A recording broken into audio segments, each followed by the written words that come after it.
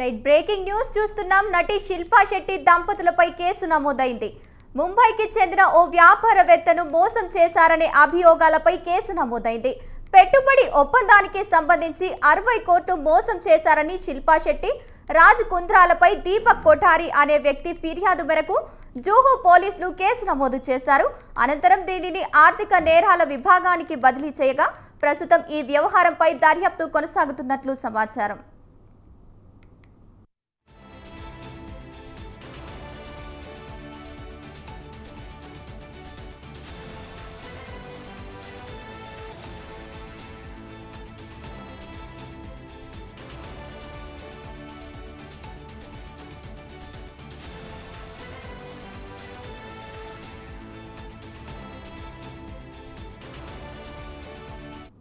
రెండు 2015-2023 వరకు ఓ వ్యాపార ఒప్పందం నిమిత్తం 60.48 కోట్లు ఇచ్చానని, కానీ ఆ డబ్బును వ్యక్తిగత ఖర్చులకు ఉపయోగించుకున్నారని దీపక్ కొఠారి ఆరోపించారు. షాపింగ్ ప్లాట్ఫామ్ బెస్ట్ డీల్ టీవీకి వారు డైరెక్టర్లుగా ఉన్న సమయంలో దీపక్ ఒప్పందం కుదుర్చుకున్నారు. అప్పటికే ఆ కంపెనీలో 87% కంటే ఎక్కువ వాటా కలిగి ఉన్నారు.